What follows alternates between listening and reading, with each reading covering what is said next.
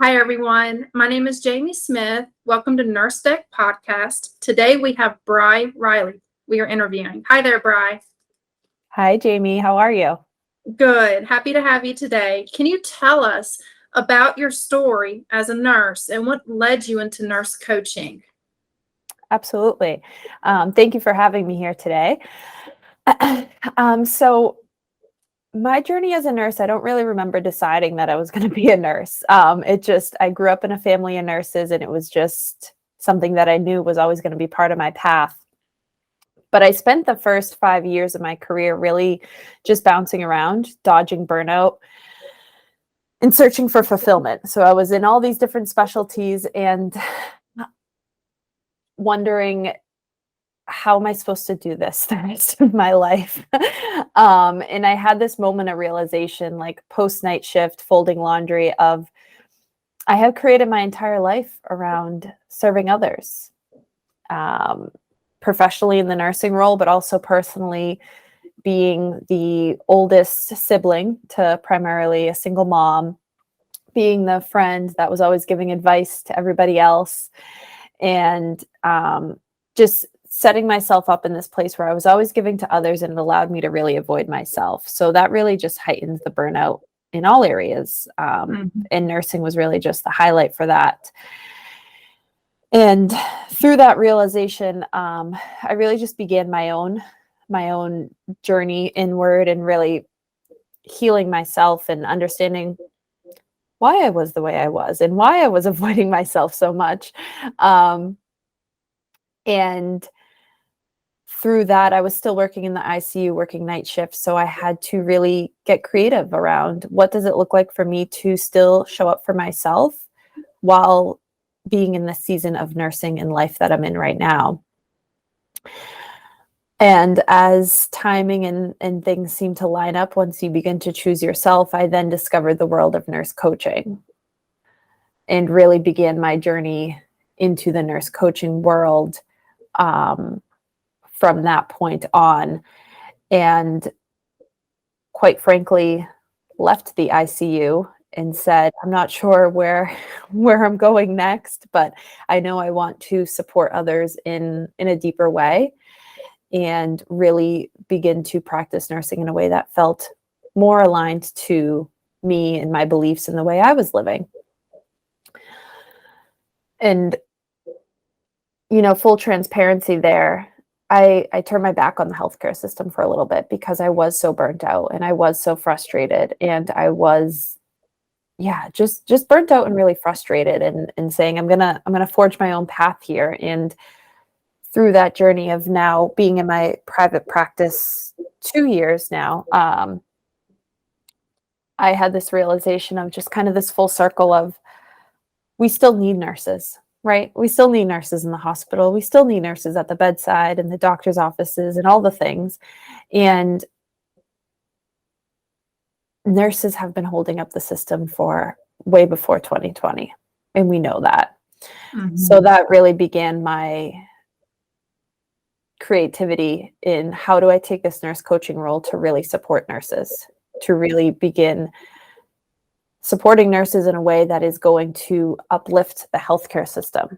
And it's a big system, but let's start with the nurses and really serving them. So that was a lot, but that's kind of my story and somewhat of a snapshot.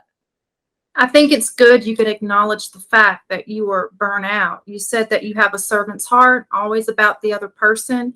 You mentioned being the oldest sibling. You ended up doing ICU, some specialties, working night shift.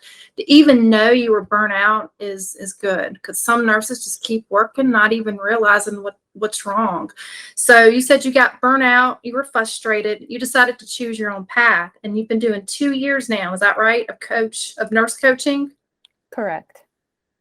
Bri, tell us more about On a Path to Saving the Hospitals Through Serving Nurses. Yeah, it's a line that kind of makes you look twice, right? Because we know that the hospitals need some saving, and they're big systems. The healthcare system's a big system, and it can feel really overwhelming which is why I turned my back on it for a bit, because I was like, I'm just one nurse. I can't change the whole system. I'm going to go focus elsewhere and do do nursing in other ways. But as big as this system is, the patients coming through the system are directly connected to the nurses.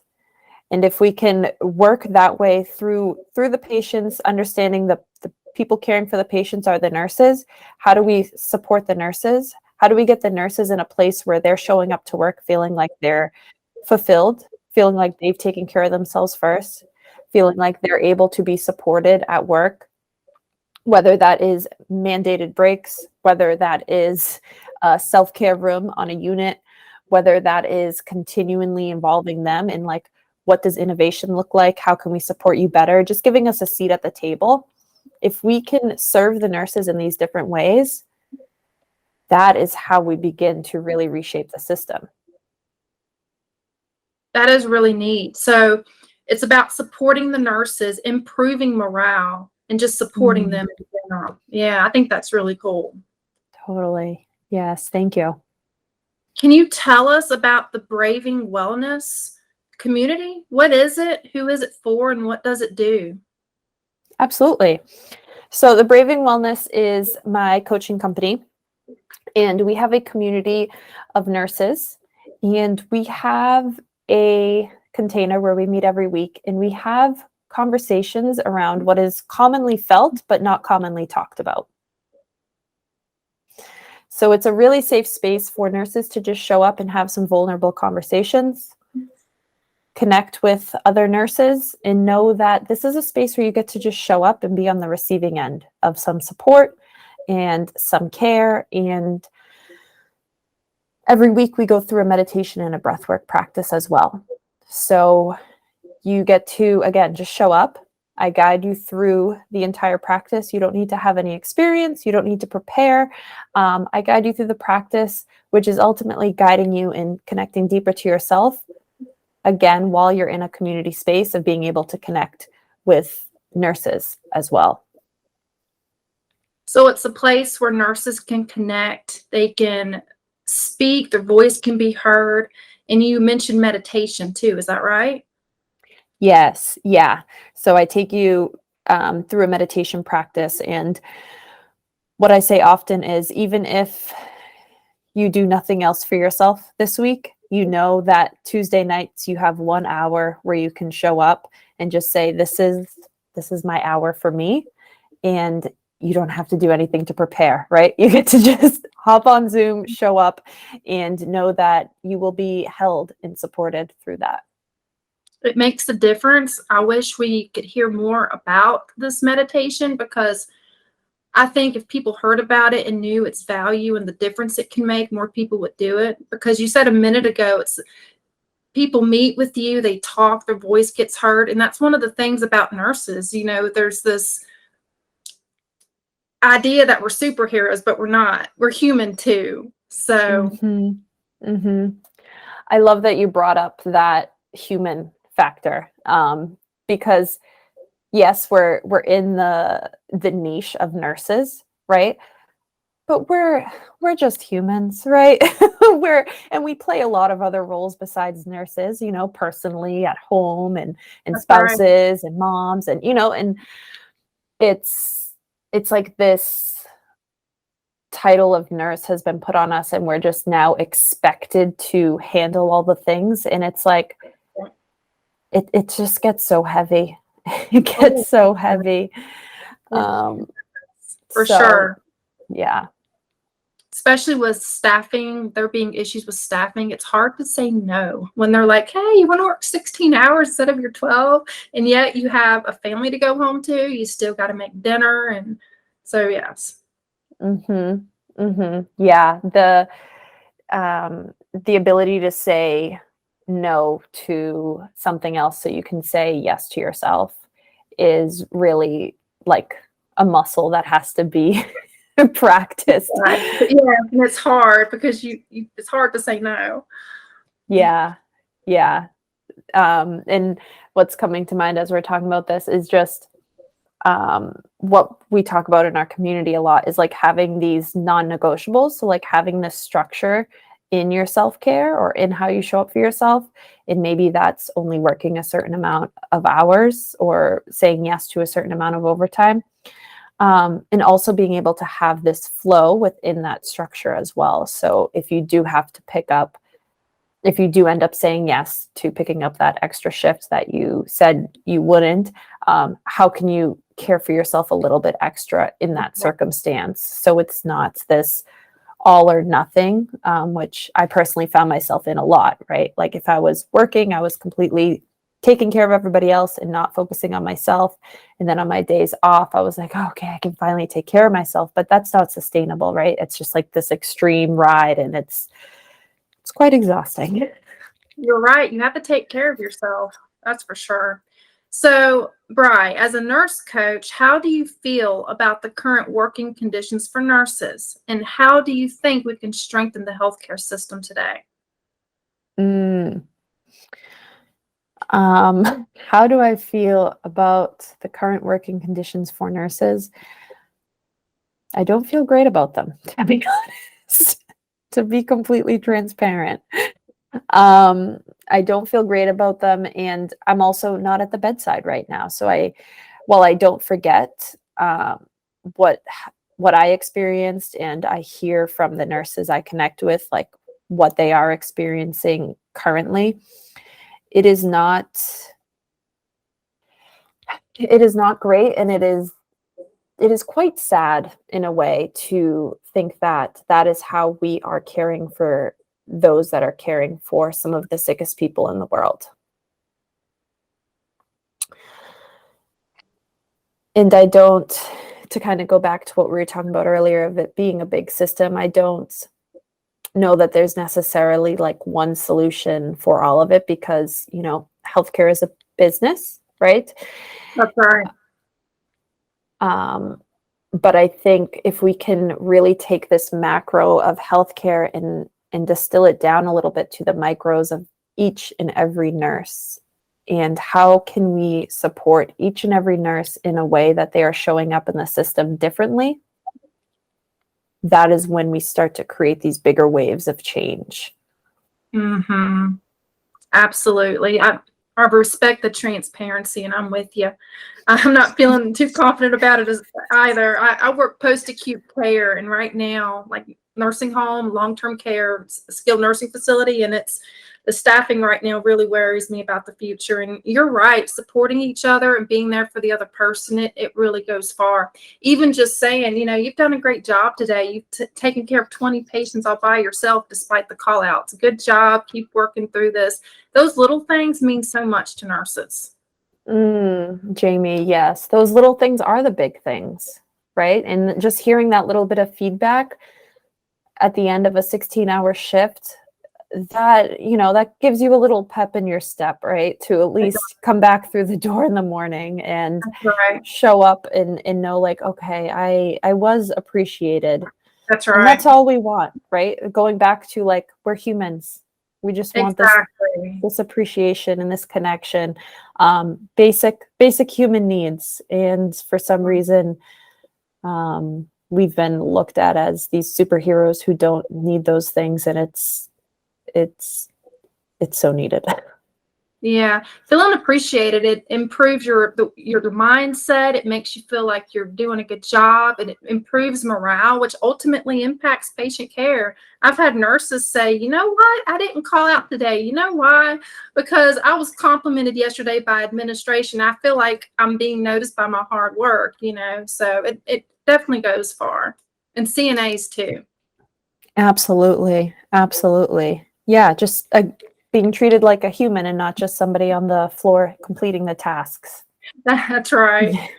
So, nursing career burnout has brought you to where you are today, and nurse burnout is a widespread phenomenon. What is the best message you can tell our nurses experiencing burnout to boost their morale and keep them going? The best message to boost their morale.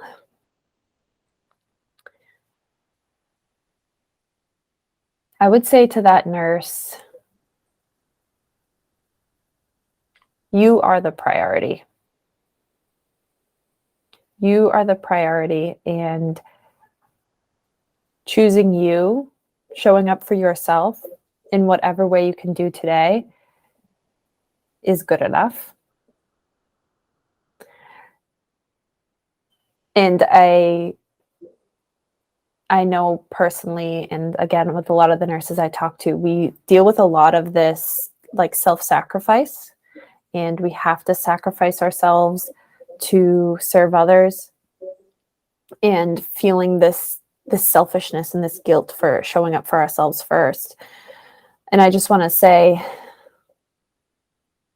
saying yes to yourself first, even if it's for 5 minutes before you walk into the building for your shift, that is saying yes to every life you touch in the healthcare system, every life you touch in your personal life. And if we can begin to just really anchor in that mindset of like, saying yes to me is saying yes to everybody else. I think from a nurse perspective, where we are so used to giving to everyone else, that helps us feel a little bit more okay with showing up for ourselves. That's a powerful message. So saying yes to yourself first. Before the day starts, what do you recommend? Having just a minute or two of meditation before you walk in, putting your mind in that positive mindset? Like, how would you recommend taking that time to yourself first thing in the morning? Yeah, so that can be really simple if it's first thing in the morning and you have a little bit more space, like you're still at home. It can be something like a guided meditation, whether that's for 5 or 10 minutes. It can be something like connecting with your body, maybe some stretching, maybe putting on a song and just having a little dance party, just getting into your body and out of your mind a little bit. Whatever's going to bring you present, bring you to where your feet are. And then let's be real. Sometimes the lifestyle of a nurse, like you don't want to get up a half hour before your shift, which might be at like 4:30 in the morning, right? To get up and like sit in meditation or to get into this routine. So that's okay, because I always will say, get the rest, get the sleep. But being a little bit intentional, again, if that's in your car before you head into your shift, can you take some deep inhales and some deep exhales, whether that's 3 to 5 breaths, or just counting, seeing if you can do even inhales, even exhales. Taking a moment to even envision, like, what do I want to experience today? What would make this shift a success? And just letting yourself get a little imaginative, a little creative, like what would that feel like? And anchoring that in a bit, right? So then you're going into your shift and you're like, well, this is the experience I said I wanted. This is how I'm going to show up to co-create that. Really, it can be these simple things, right? Because the simplicity is going to create the sustainability. If we make it all complex and it has to be like this A to Z routine, we're like, I'll do it one day and then I never go back. It goes back to self-care. Your comment Yeah. about self-care, you got to say yes to yourself so you can take care of other people. So thank you for that message. Absolutely. I'm curious in knowing, you had mentioned about, doing the ICU night shift and doing all this work, and you were burnt out. How did you know that you were burnt out? What were the symptoms or signs? Yeah. I'm trying to think back of like that version of Bri, and oh gosh, she was so different than the woman you're talking to today. But she was in this deep avoidance of herself. So any moment when she had the ability to show up for somebody else, she would. And I think about it as like when there's a code and you're like on, right? You're like, what are the orders? Who's doing CPR? How do I, like, what are the tasks? Like, go, go, go. And then afterwards, everything settles and you're kind of there with your emotions and your experience of what just happened. And it hits you, right? You're like, oh shoot, now I have to deal with that. So that was coming up for me in like personally and professionally. And instead of dealing with what would come up, because I had this intense fear of, well, if I go into the feelings, A, I don't know what to do with it, and B, will it ever stop? So what did that look like for me is plopping on the couch after a shift with like a tub of peanut butter and the spoon in the jar, or a glass of wine, or if we're being real, probably a bottle of wine. Really, really disconnected from myself. Really, anytime any uncomfortable emotion would show up, I was like, no, thank you. How do I numb it? How do I stuff it down? Avoid, suppress. And I was more comfortable in the chaos, right? I was more comfortable in the code, because then I was like, oh, okay, outward focus. Let me solve the problem. I can do this. And then when everything else, whether that was in an actual code or whether that was, you know, something going on with family and friends, and I was like, oh, you have a problem. Let me help you find solution. And then when all my emotions would come up, I'd be like, oh gosh, super isolation, never ask anybody else for help. And then whatever form of numbing out I could get my hands on, really. Thank you for sharing that. Absolutely. Absolutely. I know it's something that probably a lot of nurses can relate, whether it's the same thing or the same level. It's it's to some extent, right? Yeah. Absolutely. Yes. For myself, I found myself, I'd be in a patient's room and my mind would still be on the other 3 patients, and I would have to ask the family member to reinstate what they said. And that's when I knew, okay, like I'm here, but I'm still 3 rooms down. So I had a hard time like keeping things organized. And that's when I knew, okay, I needed a break, because I had so many patients. It was just hard for me to do one patient like to the next, and just burn out. Like my brain was just overwhelmed, not knowing where to start my day. Oh my gosh. Yeah, I've been there. You're like in the room and you're like already thinking about everything else you have to do, or everything that just happened. Right. Yeah. Yeah. And what's coming to mind for me is like in our meditation in the Braving Wellness community, I often say this hour on Tuesdays is great, right? We're in this nice container and we're being present and we're dropping in. But what the real practice is how are you bringing this presence into your everyday life? How are you being present with your patients? How are you being present at home with your kids and your spouse? And this is the practice. And then the real practice, or the test run per se, is in your everyday experiences. Are you being present in those? Right. Yeah. So, Bri, thank you for sharing your story and telling us about nurse coaching. Is there any other topic you would like to discuss?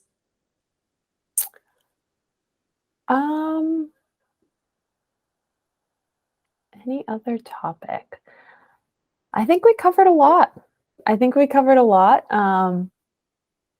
Yeah, I feel complete.